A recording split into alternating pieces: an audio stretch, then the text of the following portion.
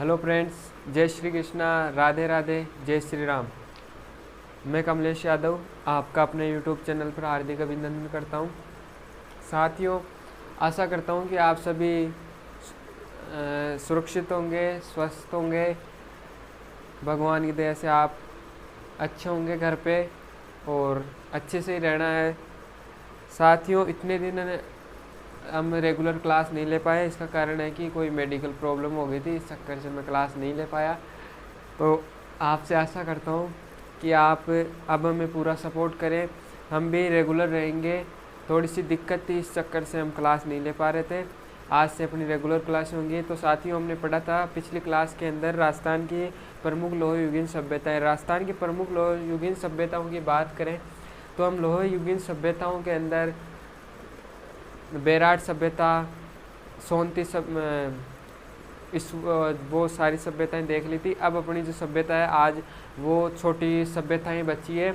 तो आज पार्ट 2 में वो सभ्यताएं कंप्लीट हो जाएंगी। तो हम चलते हैं अपनी सभ्यताओं की ओर।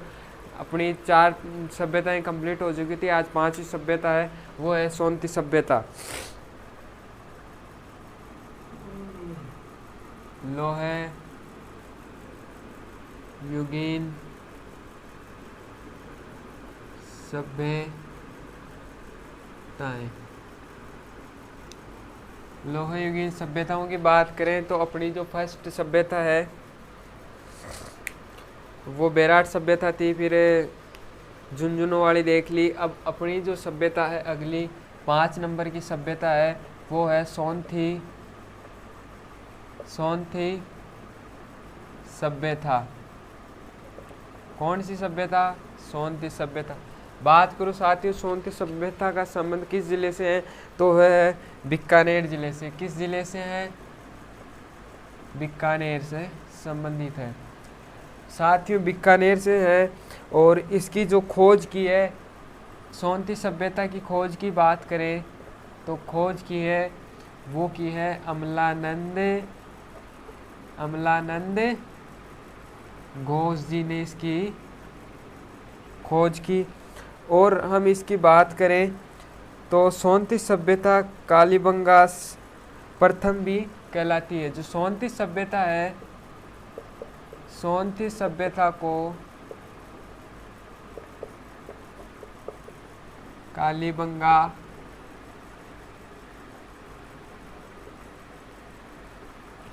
प्रथम या फर्स्ट भी कहा जाता है।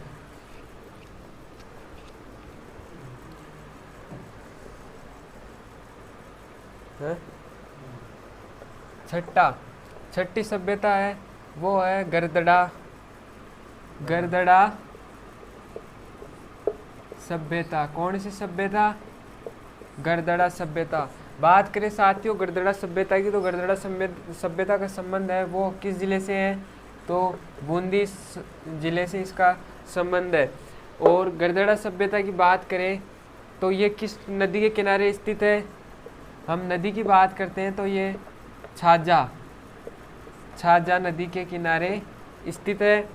बात करें इसमें प्रमुख जो इसकी विशेषता है वो ये है कि यहाँ पर इस सभ्यता में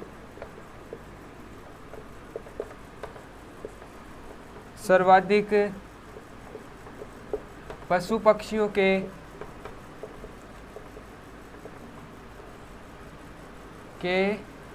चित्रण मिले हैं।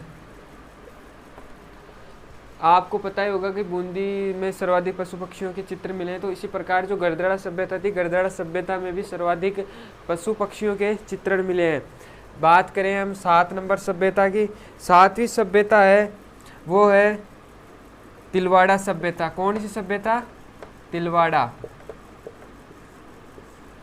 तिलवाड़ा सभ्यता की बात करें तो इसका संबंध है वो है बाड़मेर से। किससे? बाड़मेर से।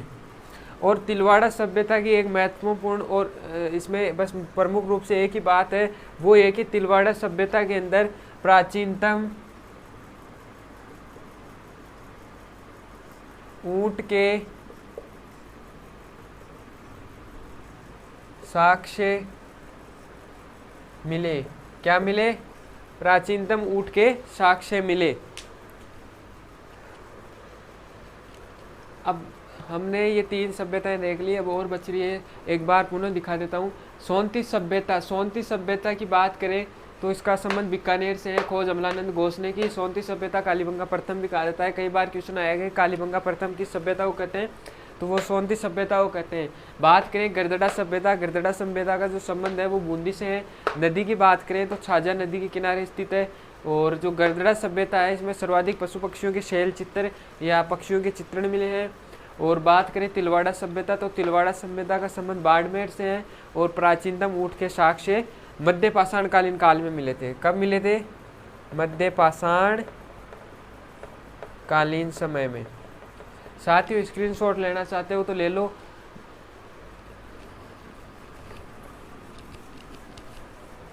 आप वीडियो देखते हो तो पॉज कर करके आराम से नोट्स भी बना सकते हो। कुछ दिनों बाद तो हम आपको कॉपी नोट्स में कॉपी भी देने लग जाएंगे, अभी थोड़ा जुगाड़ हो नहीं पा रहा है।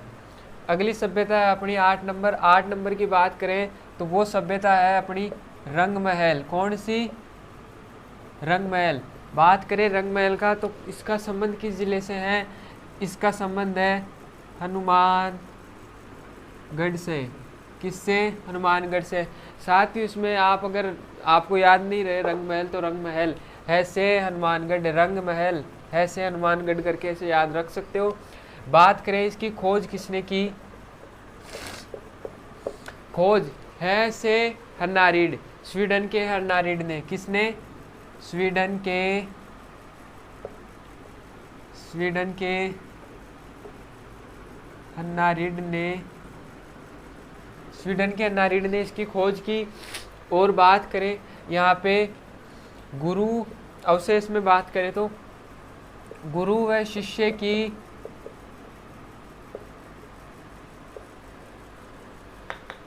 गुरु व शिष्य की मरण मूर्ति मिली। और इसमें बात करें स्वीडन के नारिड ने इसकी खोज कब की थी, तो ये की थी 1952 में। और हम इसमें एक चीज़ भूल गए, नदी। तो नदी आपको पता ही होगा, हनुमानगढ़ से एक ही नदी बहती है, वो है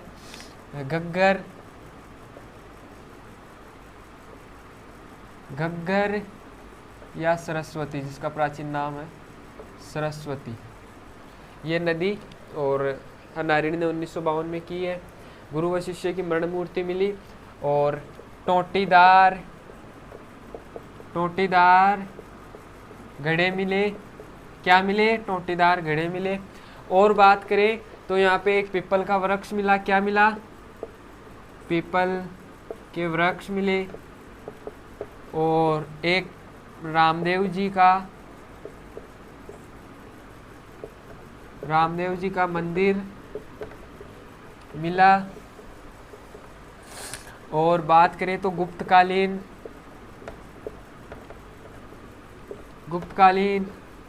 सिक्के मिले। गुप्तकालीन सिक्के भी यहीं से मिले हैं। और बात करें तो यहाँ पे कुषाण शासक कनिष्क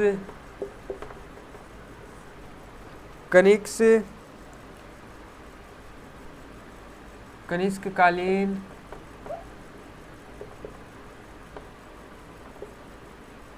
जो ये कनिष्क शासक था ना, कुषाण शासक कनिष्क कालीन गांधार शैली के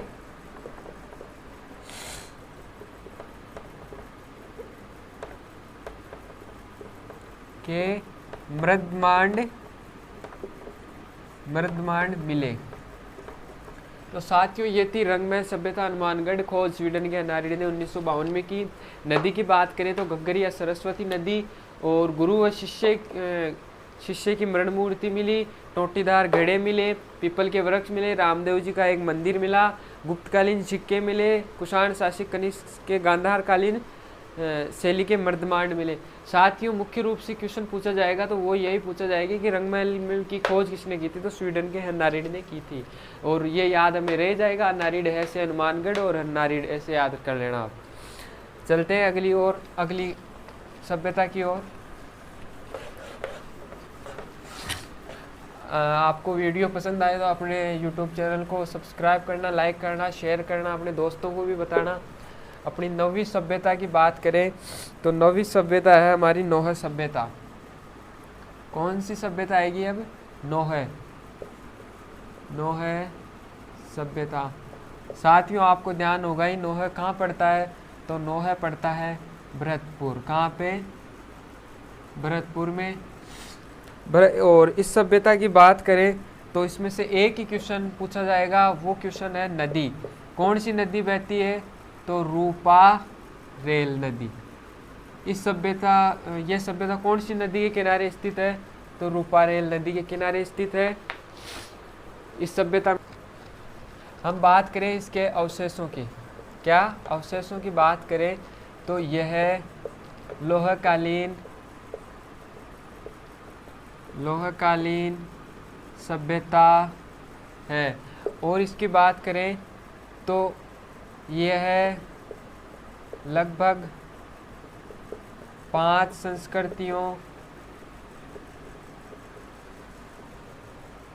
संस्कृतियों यहाँ से लगभग 5 संस्कृतियों के अवशेष मिले हैं। यह सभ्यता इस सभ्यता से महाभारतकालीन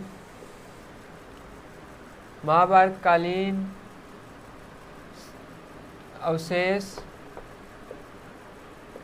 मिले। और इस सभ्यता की बात करें तो हम शक व सातवाहन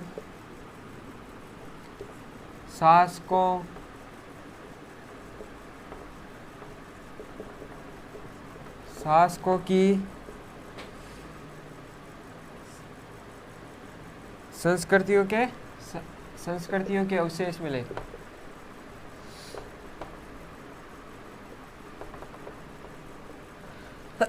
सॉरी, अवशेष मिले। इस सभ्यता में मुख्य रूप से यही है। नोह सभ्यता भरतपुर में पड़ती है, नदी रूपारेल। अवशेष की बात करें तो लोहकालीन सभ्यता है और यहाँ से 5 संस्कृतियों के अवशेष मिले हैं। इस सभ्यता में महाभारतकालीन अवशेष भी मिले हैं और शक व सातवाहन शासकों की संस्कृतियों के अवशेष मिले हैं।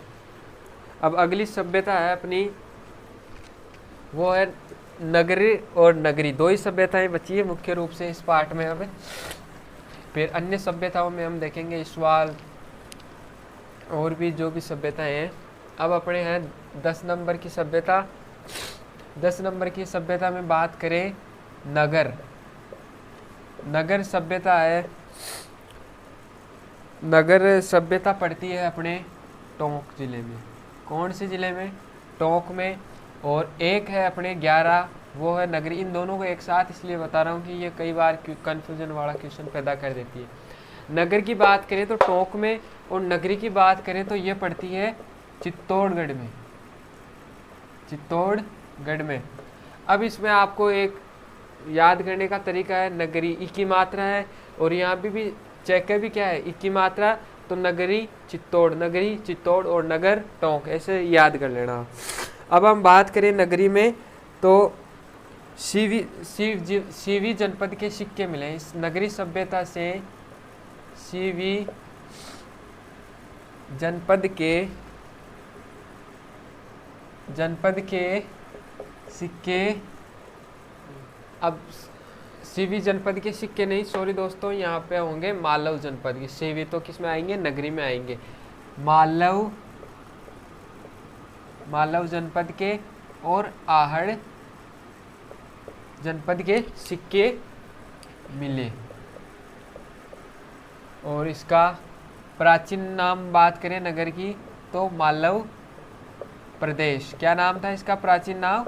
मालव प्रदेश था। और नगरी की बात करें, नगरी चित्तौड़गढ़ वाली की, तो यहाँ से हमें इसके प्राचीन नाम की बात करें तो मध्यमिका, मध्यमिका, जो कि किसकी राजधानी थी? ये थी सीवी जनपद की, सीवी जनपद की राजधानी थी।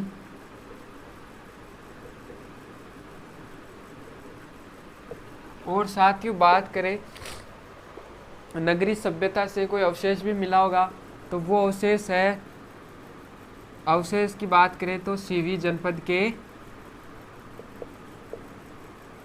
सीवी जनपद के सिक्के मिले। ये मुख्य रूप से सभ्यताएं थी। अब अन्य सभ्यताएं हैं, अन्य सभ्यताओं को एक बार मैं लिख लेता हूँ फिर आपको बता दूँ।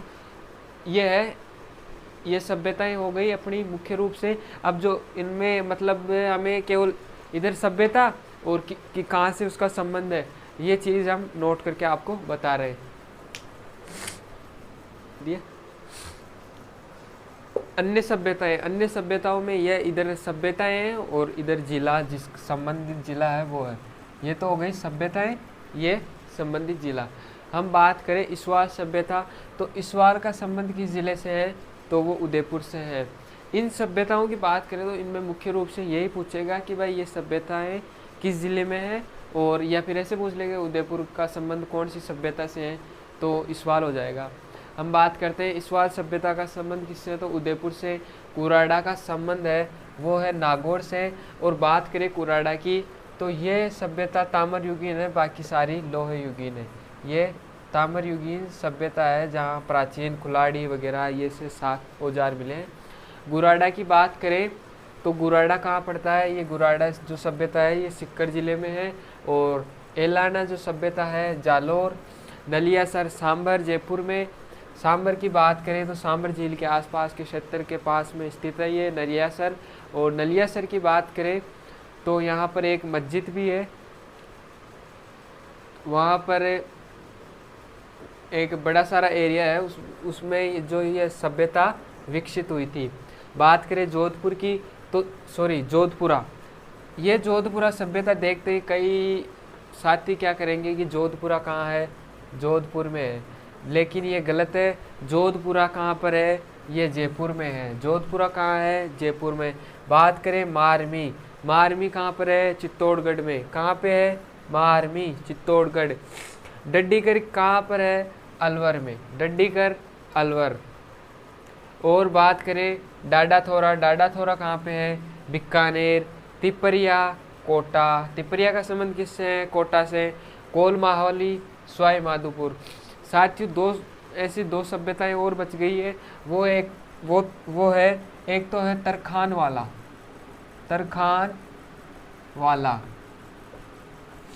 तरखान वाला की बात करें तो ये पड़ती है अपने श्री गंगानगर में, श्री गंगानगर। दूसरी बात करें चक छियासी, कौन सी? चक छियासी। ये भी कहाँ पड़ती है? श्री गंगानगर के अंदर ये सभ्यता विकसित हुई।